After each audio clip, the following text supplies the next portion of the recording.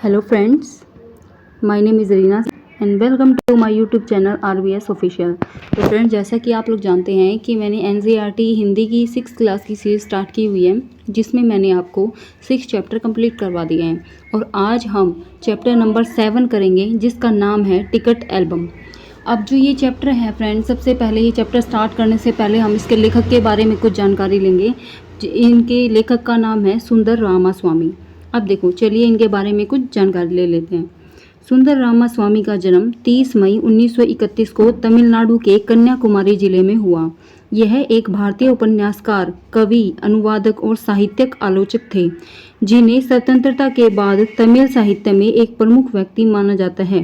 उनकी उल्लेखनीय रचनाओं में ओरू पुलिया मार्थिन कथाई, जे सिला कुरीपुगल, कुंजिथाइगल, पेंगल और आंगल शामिल हैं। वे तमिल आधुनिक साहित्य में एक प्रमुख व्यक्ति थे। उनके उपन्यासों और लघु कथाओं के अनुवादों ने उन्हें अंतर्राष्ट्रीय ख्याति दिलाई है। सुंदर रामास्वामी की उनकी बहुमुखी प्रतिभा और विभिन्न साहित्यिक रूपों, कविता, लघु कथा और उपन्यास के उनके कुशल संवाद के लिए प्रशंसा की गई। इनका निधन 15 अक्टूबर 2005 को 74 वर्ष की उम्र में हुआ। तो चलिए फ्रेंड्स, अब हम हमारा चैप्टर स्टार्ट करते हैं। चैप्टर का नाम है टिकट एल्बम। देखिए, अब राजप्पा को कोई नहीं पूछता। आजकल सब के सब नागराजन को घेरे रहते। नागराजन घमंडी हो गया है। राजप्पा सारे लड़कों में कहता फिरता, पर लड़के भला कहाँ उसकी बातों पर ध्यान देते। नागराजन के मामा जी ने सिंगापुर से एक एल्बम भिजवाया था। वह लड़कों को दिखाया करता। सुबह पहली घंटी के बजने के तक सभी लड़के नागराजन को घेरकर एल्बम देखा करते। आधी छुट्टी के वक्त भी उसके आसपास लड़कों का जमघट लगा रहता। जमघट मीन्स जो भीड़ होती है ना, कि भाई जो लड़के हैं वह अपनी भीड़ लगा के और उसके एल्बम को देखने लगते। कई लोग टोलियों में उसके घर तक हो आए, यानी कि टोली बना के, ग्रुप बना के उसके घर पे जाकर उस एल्बम को देखने के लिए उसके घर पे भी गए। नागराजन जो है शांतिपूर्वक सभी को अपना एल्बम दिखाता, पर किसी को हाथ नहीं लगाने देता। एल्बम को गोद में रख लेता और एक एक पन्ना पलटता। लड़के बस देखकर खुश रहते। और तो और कक्षा की लड़कियां भी उस एल्बम को देखने के लिए उत्सुक थी। पार्वती लड़कियों की अगुआ बनी। अगुआ मीन्स जो मेन बनती है ना, एक ग्रुप है, ग्रुप में जो एक हेड होता है, ठीक है, वो अगुआ वो बनी कि भाई उसकी एल्बम मांगने के लिए गई पार्वती जो है, जो क्योंकि वो एक लीड थी अपनी ग्रुप में। लड़कियों में वह तेज तर्रार मानी जाती थी। नागराजन ने कवर चढ़ाकर एल्बम उसे दिया। शाम तक लड़कियां एल्बम देखती रही और फिर उसे वापस कर दी। अब राजप्पा के एल्बम को पूछने वाला कोई नहीं था। वाकई उसकी शान अब घट गई थी। राजप्पा के एल्बम की लड़कों में काफ़ी तारीफ रही थी। मधुमक्खी की तरह उसने एक एक करके टिकट जमा किए थे। उसे तो बस यही धुन सवार थी कि सुबह 8 बजे वह घर से निकल पड़ता, टिकट जमा करने वाले सारे लड़कों के चक्कर में लगाता, 2 ऑस्ट्रेलिया के टिकट के बदले एक फिनलैंड का टिकट लेता, 2 पाकिस्तान के बदले एक रूस का। बस शाम जैसे ही घर लौटता, बस्ता कोने में पटक कर अम्मा से चबेना लेकर निक्कर की जेब में भर लेता। चबेना क्या होता है फ्रेंड्स? चबेना होता है कि कुछ ऐसा खाना जो चबा चबा के खाया जाए। जैसे कोई चने ले लेता है कि चबा के खा ले, तो ऐसा कुछ चबेना लेकर निक्कर की जेब में भर लेता और खड़े खड़े कॉफ़ी पीकर निकल जाता। ठीक है। फिर है 4 मील दूर अपने दोस्त के घर से कनाडा का टिकट लेने पगडंडियों में होकर भागता। स्कूल भर में उसका एल्बम सबसे बड़ा था। सरपंच के लड़के ने उसके एल्बम को 25 रुपए में खरीदना चाहा। ठीक है, पर राजप्पा नहीं माना। एक मिनट फ्रेंड, हाँ, पर राजप्पा नहीं माना। राजप्पा बड़बड़ाया था। फिर उसने तीखा जवाब दिया, तुम्हारे घर में जो प्यारी बच्ची है ना, उसे दे दो ये 30 रुपए में। सारे लड़के ठहाका मारकर हंसने लगे, पर अब कोई उसके एल्बम की बात तक नहीं करता। और तो और अब सब उसके एल्बम की तुलना नागराजन के एल्बम से करने लगते। सब कहते हैं राजप्पा का एल्बम फिसड्डी है, पर राजप्पा ने नागराजन के एल्बम को देखने की इच्छा कभी प्रकट नहीं की। लेकिन जब दूसरे लड़के उसे देख रहे होते तो वह नीची आंखों से देख लेता। सचमुच नागराजन का एल्बम बेहद ही प्यारा था। पर राजप्पा के पास जितने टिकट थे उतने नागराजन के एल्बम में नहीं थे। पर खुद उसका एल्बम ही इतना कितना प्यारा था, उसे छू लेना ही कोई बड़ी बात थी। इस तरह का एल्बम यहाँ थोड़ी मिलेगा। एल्बम के पहले पृष्ठ पर मोती जैसे अक्षरों में उसके मामा ने लिख भेजा था, MM नागराजन। इस एल्बम को चुराने वाला बेशरम है। ऊपर लिखे नाम को कभी देखा है? यह एल्बम मेरा है। जब तक घास हरी है, कमल लाल, सूरज जब तक पूर्व से उगे और पश्चिम में छिपे, उस अनंत काल के लिए यह एल्बम मेरा है और रहेगा। लड़कों ने इसे अपने एल्बम में उतार लिया। लड़कियों ने झट कॉपियों और किताबों में टिप लिया। उसके बाद तुम लोग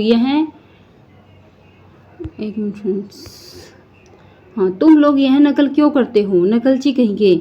राजप्पा ने लड़कों को घुड़की दी। सब चुप रहे। कृष्ण से नहीं रहा गया। जा जलता है ईर्ष्यालु कहीं का। मैं काहे को जलूं? जले तेरा खानदान। मेरा एल्बम उसके एल्बम से कहीं बड़ा है। राजप्पा ने शान बघारी मीन्स होता है फ्रेंड्स कि उन्होंने अपनी शान बढ़ा के बोला कि भाई जा, मैं थोड़ी ना जलता हूँ, ठीक है, इस तरीके से। उसके बाद अरे उसके पास जो टिकट है वह है कहीं तेरे पास? सब क्यों? बस एक इंडोनेशिया का टिकट दिखा दो। अरे पानी भरोगे? हाँ, कृष्ण ने छेड़ा। पर मेरे पास जो टिकट है वह कहाँ है उसके पास? राजप्पा ने फिर ललकारा। उसके पास जो टिकट है वही दिखा दो। कृष्णन भी किसी से कम नहीं था। ठीक है, 10 रुपए की शर्त, मेरे वाले टिकट दिखा दो। तुम्हारा एल्बम कूड़ा है। कृष्ण चीखा। हाँ कूड़ा। लड़के जैसे कोरस गाने लगे। तो फ्रेंड्स, ये जो कोरस होता है ना, कोरस का मतलब होता है कि उसी बात को बार बार दोहराना एक गाने के वे में। तो जैसे हाँ कूड़ा है, हाँ कूड़ा, इस तरीके से कोरस गाने लगे।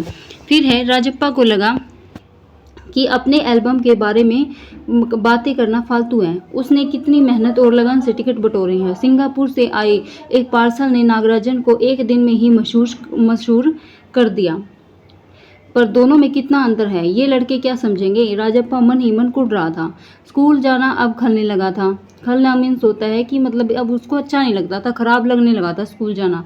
लड़कों के सामने जाने में शर्म आने लगी। आमतौर पर शनिवार और रविवार को टिकट की खोज में लगा रहता, परंतु अब घर घुसा हो गया था, यानी कि उसको घर भी अच्छा नहीं लग रहा था, स्कूल में जाना भी खलने लगा था।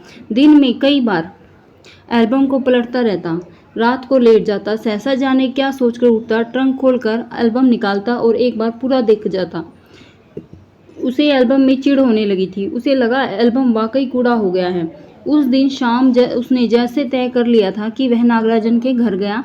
अब कोई कितना अपमान सही, नागराजन के हाथ अचानक एक एल्बम लगा है, बस यही ना। वह जाने कैसे टिकट जमा किए जाते हैं, एक एक टिकट की क्या कीमत होती है, वह भला क्या समझे। सोचता होगा टिकट जितना बड़ा होगा वह उतना ही कीमती होगा, या फिर सोचता होगा कि बड़े देश का टिकट कीमती होगा, वह भला क्या समझे। उसके पास जितने भी फालतू टिकट हैं उन्हें टकरा कर उसे अच्छे टिकट झाड़ लेगा। कितनों को तो यूं ही उल्लू बनाया है। कितनी चालबाजी करनी पड़ती है। नागराजन भला ही किस खेत की मूली है। वो ये कौन कहता है? ये राजप्पा कहता है, ठीक है। राजप्पा जो है नागराजन के घर पहुंच गया। चूंकि वह अक्सर आया जाया करता था तो किसी ने उसको टोका भी नहीं। ऊपर पहुंचकर वह नागराजन की मेज के पास कुर्सी पर बैठ गया। कुछ देर बाद नागराजन की बहन कामाक्षी ऊपर आई। नाम था भाई ये नागराजन की बहन का, कामाक्षी। तो वो क्या है, कुछ देर बाद ऊपर आई। ऊपर आने के बाद क्या हुआ वो बोलती है कि भैया शहर गया है। अरे हाँ, तुमने भैया का एल्बम देखा? उसने पूछा। राजप्पा को हाँ कहने में हेकड़ी हो रही थी तो उसने खाली ये कहा कि बहुत सुंदर एल्बम है ना। सुना है स्कूल भर में किसी के पास भी इतना अच्छा एल्बम नहीं है। तुमसे किसने कहा? भैया ने। वह फिर कुड़ गया, चिढ़ गया। बड़े से क्या मतलब हुआ? आकार में बड़ा हुआ तो एल्बम बड़ा हो गया। उसकी चिड़चिड़ाहट साफ थी। कामाक्षी कुछ देर तक वही रही। फिर नीचे चली गई। राजप्पा मेज पर बिखरी किताबों को टटोलने लगा। अचानक उसका हाथ दराज के ताले से टकरा गया। उसने ताले को खींच कर देखा, बंद था। क्यों न उसे खोल कर देख लिया जाए। उस मेज पर उससे चाबी ढूंढ निकाली। सीढ़ियों के पास जाकर उसने एक बार झांक कर देखा, फिर जल्दी में दराज खोली। एल्बम ऊपर ही रखा हुआ था। पहला पृष्ठ खोला। उन वाक्यों को उसने दोबारा पढ़ा। उसका दिल तेजी से धड़कने लगा। एल्बम को झट कमीज से नीचे खोस लिया और दराज बंद कर लिया। सीढ़ियां उतार कर घर की ओर भागा। घर जाकर सीधा पुस्तक की अलमारी के पास गया और पीछे की ओर एल्बम छिपा दिया। उसने बाहर आकर झांका। पूरा शरीर जैसे जलने लगा था। गला सूख रहा था और चेहरा तमतमाने लगा था। रात 8 बजे अप्पू आया। हाथ पांव हिलाकर उसने पूरी बात कह सुनाई। सुना तुमने? नागराजन का एल्बम खो गया। हम दोनों शहर गए हुए थे, लौटकर देखा तो एल्बम गायब। राजप्पा जो था वो चुप रहा। उसने अप्पू को किसी तरह टाला। उसके जाते ही उसने झट कमरे का दरवाजा भिड़ा लिया और अलमारी के पीछे से एल्बम निकाल कर देखा। और उसने उसे फिर छिपा दिया। डर था कहीं कोई उसको देख ना ले, क्योंकि वही उठा के लाया था ना उसकी एल्बम। तो अब देखो, रात में खाना नहीं खाया, पेट जैसे भरा हुआ था। सारा घर चिंतित हो गया। उसका चेहरा भयानक हो गया था। रात उसने सोने की कोशिश की पर नींद नहीं आई। एल्बम सिरहाने तकिए के नीचे रखकर सो गया। सुबह अप्पू दोबारा आया। राजप्पा तब भी बिस्तर पर बैठा था। अप्पू सुबह नागराजन के घर होकर आया था। कल तुम उसके घर गए थे? अप्पू ने पूछा। राजप्पा की सांस जैसे ऊपर की ऊपर और नीचे की नीचे रह गई। फिर सिर हिला दिया। वह जिस तरह चाहे सोच ले। कामाक्षी ने कहा था कि हमारे जाने के बाद खाली तुम वहां आए थे। अप्पू बोला। राजप्पा को समझते देर नहीं लगी कि अब उस पर जो है सब उस पर शक करने लगे हैं। कल रात से नागराजन रोए जा रहा था। उसके पापा शायद पुलिस को खबर दें, अप्पू ने फिर कहा। राजप्पा फिर चुप रहा। उसके पापा डीएसपी के दफ्तर में ही तो काम करते हैं, बस वह पलक झपक दे और पुलिस की फौज हाजिर। अप्पू जैसे आग में घी डाल रहा था। यह तो भला हुआ कि अप्पू का भाई उसे ढूंढता हुआ आ गया और अप्पू चलता बना। राजप्पा के पापा दफ्तर चले गए थे। बाहर का किवाड़ बंद था। राजप्पा अभी तक बिस्तर पर बैठा हुआ था। आधा घंटा गुजर गया और वह उसी तरह बैठा रहा। तभी बाहर की सांकल खटकी। पुलिस! राजप्पा बुदबुदाया। भीतर सांकल लगी थी। दरवाजा खटकने की आवाज तेज हो गई। राजप्पा ने तकिए के नीचे एल्बम उठाया और ऊपर भागा। अलमारी के पीछे छिपा दे। नहीं, पुलिस ने अगर तलाशी ली तो पकड़ा जाएगा। एल्बम को कमीज के नीचे छिपा कर वह नीचे आ गया। बाहर का दरवाजा अब भी बज रहा था। कौन है? अरे दरवाजा क्यों नहीं खोलता? ये कौन बोल रहा था? ये उसकी अम्मा बोल रही थी। कौन है? अरे दरवाजा क्यों नहीं खोलता? अम्मा भीतर से चिल्लाई। थोड़ी देर और हुई, अम्मा तो खुद ही उठकर चली आएंगी। इसीलिए फिर वो क्या हो गया? राजप्पा पिछवाड़े की ओर भागा। जल्दी से बाथरूम में घुसकर दरवाजा बंद कर लिया। अम्मा ने अंगूठी पर गर्म पानी की डेगची जैसे वो नहीं होती, डेगची बोलते हैं उसको, जिसमें पानी गर्म करके हम उस पर रखते हैं चूल्हे पर, तो वो रख रखी थी। उसने एल्बम को अंगीठी में डाल दिया, यानी कि उसने जो एल्बम थी वो जला दी, अंगीठी में डाल दी। एल्बम जलने लगी। कितने प्यारे टिकट थे। राजप्पा की आंखों में आंसू आ गए। तभी अम्मा की आवाज आई, जल्दी से आ तो नहाकर, नागराजन तुझे ढूंढता हुआ आया है। राजप्पा ने निकर उतार दी और गीला तौलिया लपेट कर बाहर आ गया। कपड़े बदलकर वह ऊपर आ गया।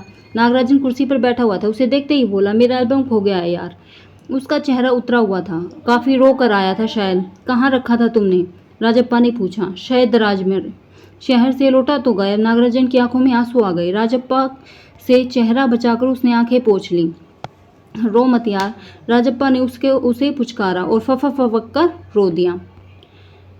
फिर राजप्पा झट से नीचे उतर गया। 1 मिनट में तो वह नागराजन के सामने था। उसके हाथ में अपना एल्बम था। लो यह रहा मेरा एल्बम। अब तुम इसे रख लो। क्यों ऐसे क्यों देख रहे हो? मजाक नहीं कर रहा, सच कहता हूँ। इसे अब तुम रख लो। बहला रहे हो यार। नागराजन को जैसे यकीन नहीं आया। नहीं यार, सचमुच तुमको दे रहा हूँ, रख लो। राजप्पा भला अपना एल्बम उसे दे दे, कैसा चमत्कार है। नागराजन को अब भी यकीन नहीं हुआ। पर राजप्पा अपनी बात पर बार बार दोहरा रहा था। उसका गला भर आया था। ठीक है, मैं इसे रख लेता हूँ, पर तुम क्या करोगे? मुझे नहीं चाहिए। क्यों, तुम्हें एक भी टिकट नहीं चाहिए? नहीं।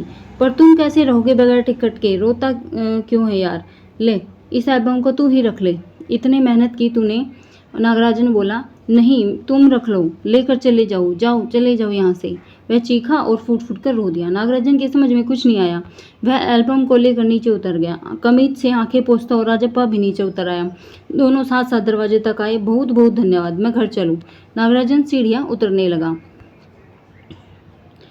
सुनो राजू, राजप्पा ने पुकारा।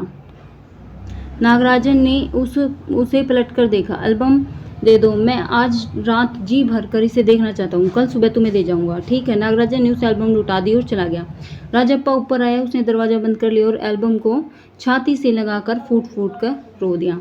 तो फ्रेंड्स, यहाँ पे आपका चैप्टर कंप्लीट होता है और ये हमारे सुंदर रामास्वामी जी ने लिखा था और तमिल से अनुवाद है ये सुमति अय्यर द्वारा। ठीक है फ्रेंड्स, तो अब हम जो है आप लोग इसके क्वेश्चन आंसर करने की प्रैक्टिस कीजिए। अगर होते हैं तो ठीक है, नहीं तो फिर मैं इसके क्वेश्चन आंसर की जो है वीडियो आपके लिए लेके आऊँगी, तब आप क्वेश्चन आंसर कर लेना। तो फ्रेंड्स, अगर आपको वीडियो अच्छी लगी है तो वीडियो को लाइक कीजिएगा, अपने फ्रेंड्स के साथ शेयर कीजिएगा और अगर आप चाहते हैं कि आपको ऐसा ही कंटेंट मिले तो आप चैनल को सब्सक्राइब कर सकते हैं। और अगर कोई आपको कमी लगती है तो फ्रेंड्स प्लीज़ कमेंट में लिख के बताइए ताकि मैं अपनी कमियों को सुधार सकूं। Thank you friends.